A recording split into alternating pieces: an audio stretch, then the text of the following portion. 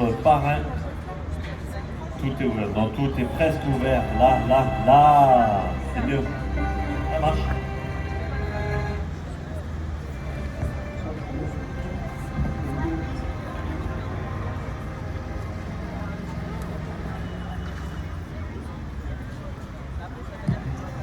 Allez.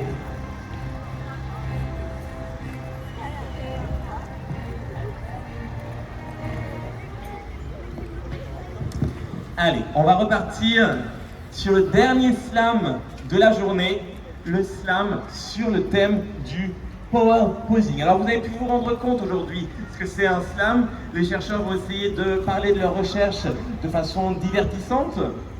Et là, et peut-être aussi vous informer sur quelques découvertes particulièrement intéressantes de la science.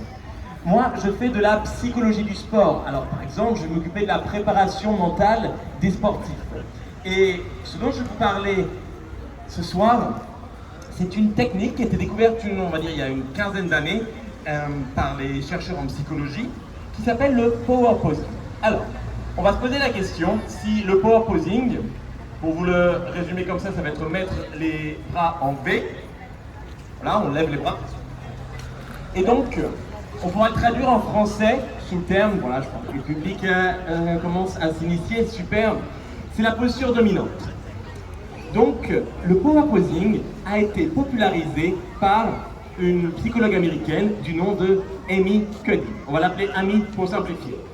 Et Amy Cuddy, elle a donné comme ça beaucoup de conférences aux États-Unis, dont une, alors très célèbre, qui est devenue très célèbre sur le format TED Talk, qui a réuni à peu près 70 millions de vues. Si on lui devait lui donner une médaille, comme aux Jeux Olympiques, en fait, ça serait la deuxième conférence la plus vue sur cette plateforme, avec près de 70 millions de vues. Alors, pour qu'il y ait 70 millions de vues, elle doit raconter des choses qui intéressent les gens quand même. Alors, allons voir un petit peu plus près ce dont elle nous parle. Oh, vous le reconnaissez, lui? Lui, c'est Rocky. Et du power posing, il en fait quasi tout le temps. On y va? Avec moi?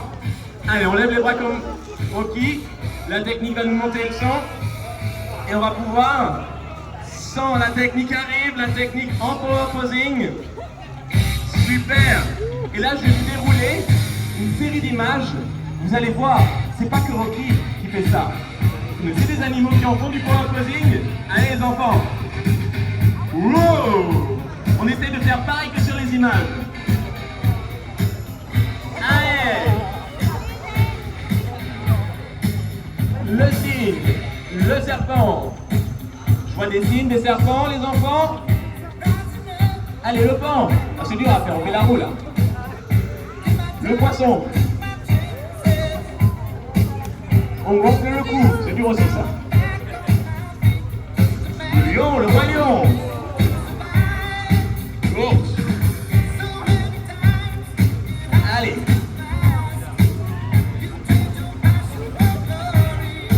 La chouette avec ses yeux et ses ailes. Le pingouin.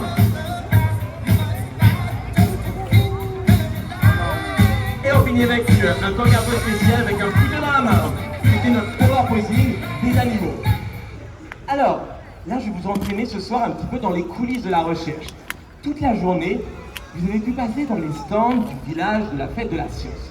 Il faut savoir que quand les chercheurs ils ne sont pas dans leur laboratoire, ils se mettent devant leur ordinateur pour raconter ce qu'ils ont fait dans leur laboratoire. Et ils écrivent des articles, la plupart du temps d'ailleurs en anglais. Comme ça, la plupart des gens dans le monde entier peuvent les comprendre. Et donc là, je vais vous présenter l'article qu'a écrit notre cher ami sur le power posing. Et je vais vous introduire sa copine. Sa copine, c'est Dana. Dana, c'est comme la tribu. Juste levez les mains ceux qui ont la référence, ça me fait toujours plaisir. Ah, quand même un petit peu. Super. Donc voilà la tribu de Dana. Donc, elles ont commencé un peu une histoire d'amour, à travailler, à faire leurs recherches ensemble. Et c'était un peu comme la révolution de la psychologie. Alors, cette révolution, on va essayer de la comprendre. En adoptant une posture dominante, elles ont fait plein de tests. Qu'est-ce que ça fait comme ça d'adopter une posture dominante, de lever les bras, de se mettre comme ça sur la table? Eh bien, par exemple, en comparaison avec une posture non dominante, ça permet d'augmenter la prise de risque. On va avoir moins peur de prendre des risques. Ensuite, ça va également permettre d'augmenter la sensation de pouvoir. On va se sentir fort. Ensuite, ça va nous permettre d'améliorer la performance à l'entretien d'embauche. Qu'est-ce que ça veut dire? Ils ont remarqué que les participants, avant l'entretien d'embauche, quand ils faisaient du power posing, ils dégageaient une confiance en eux plus forte et ils avaient plus de chances après d'être embauchés. Pas mal? Et à la fin, peut-être tu vas parler aux sportifs, on augmente la tolérance à la douleur. On va pouvoir résister plus longtemps quand ça fait mal. Alors, tout ça, ça paraît bien bon. Et on va aller voir ce qui se passe maintenant avec le power posing dans le corps.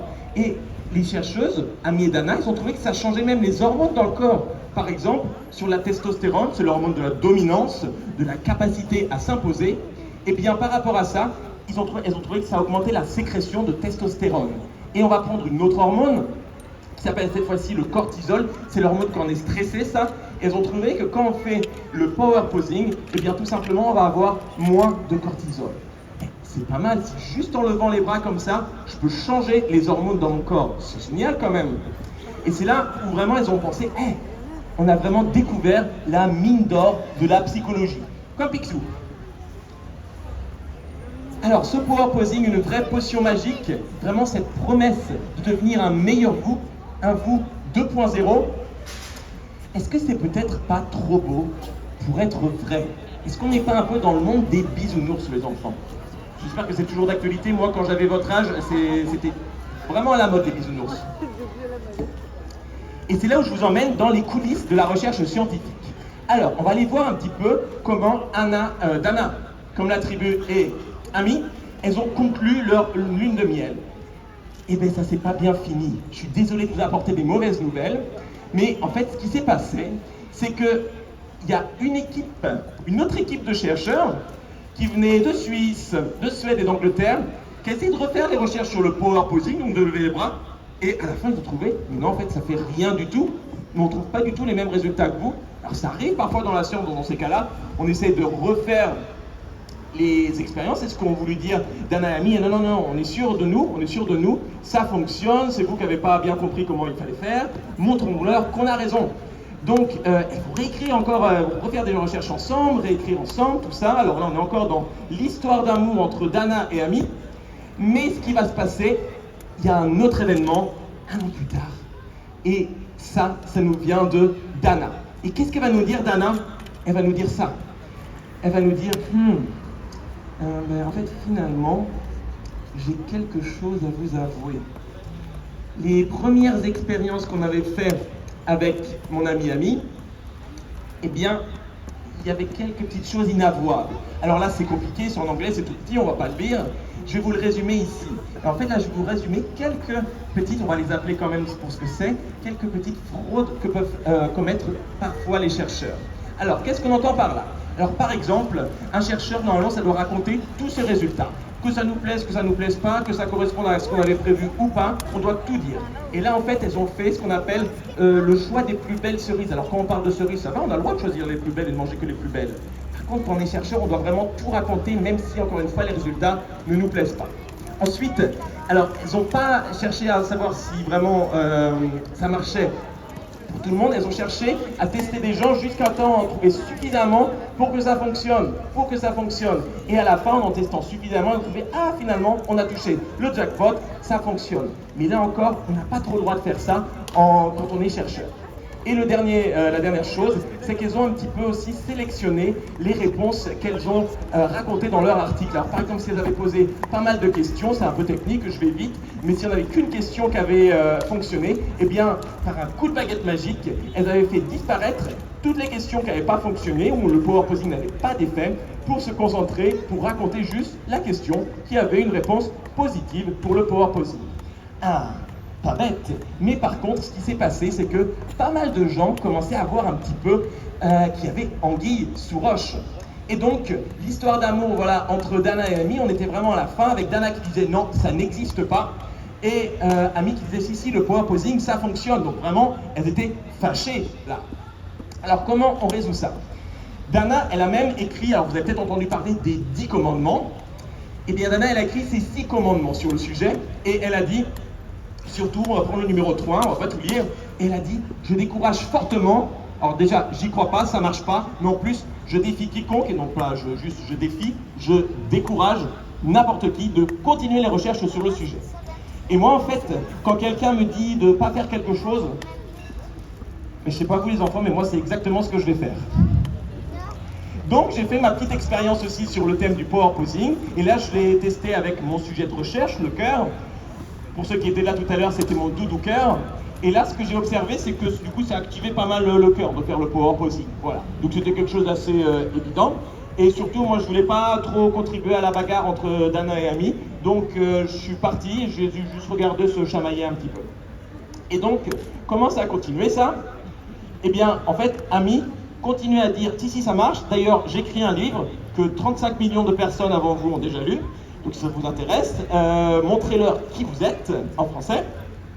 Et donc, elle s'est fait connaître aussi parce qu'elle aimait beaucoup parler du power posing. Ça coûtait d'ailleurs assez cher de l'écouter, entre 25 000 et 40 000 $. Et ça n'a pas plu à tout le monde.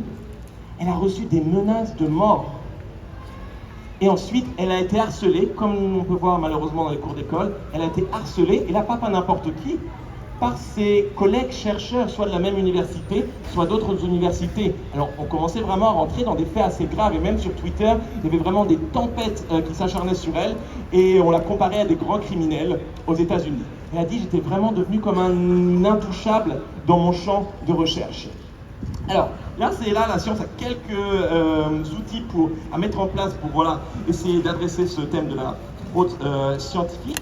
Et notamment, l'une d'elles, c'est de prendre un peu de recul et d'essayer de regarder un petit peu qu'est-ce qui se passe quand on essaie d'avoir une vue d'ensemble de toutes les études sur le power posing.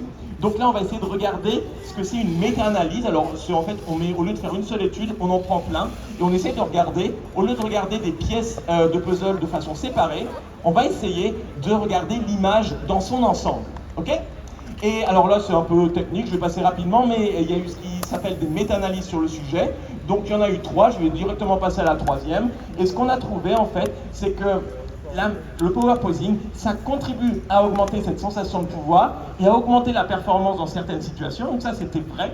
Mais par contre, ça n'a pas d'effet sur votre testostérone et sur votre cortisol. Voilà, c'est ce qu'il y a à en retenir.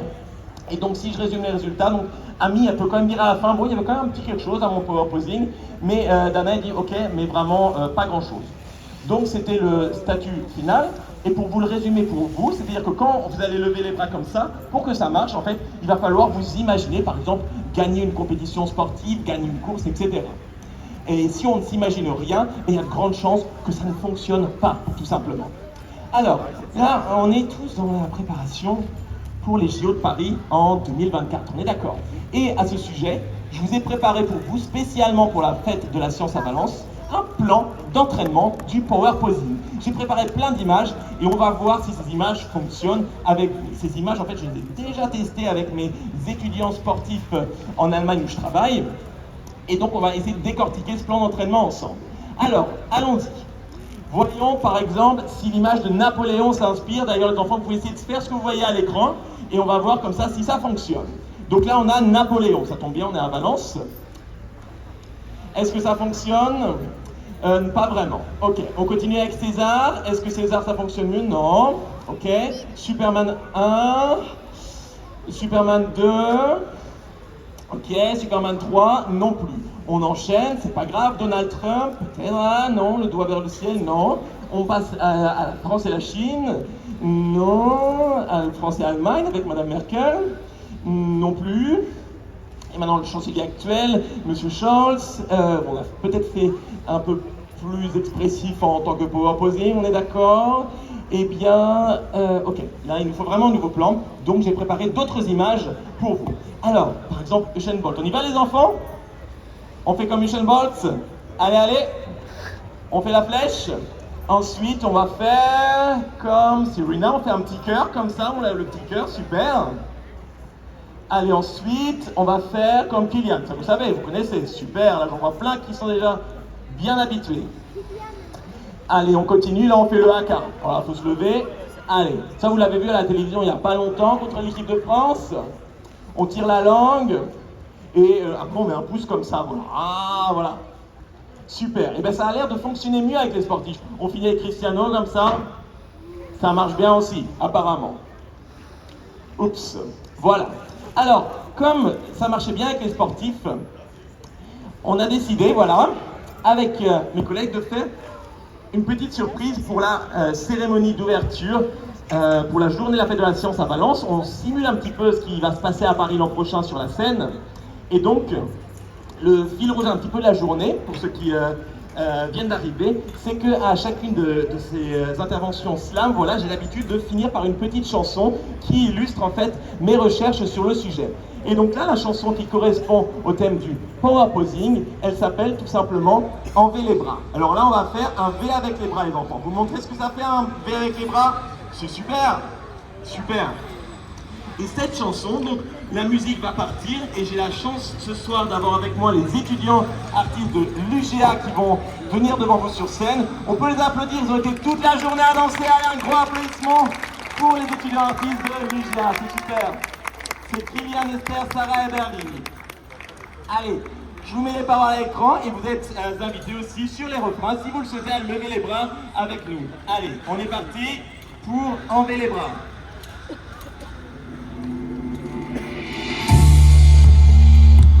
Levez les bras, levez les bras, levez les bras, levez les bras, levez les bras, levez les bras, levez les bras, levez les bras, levez les bras.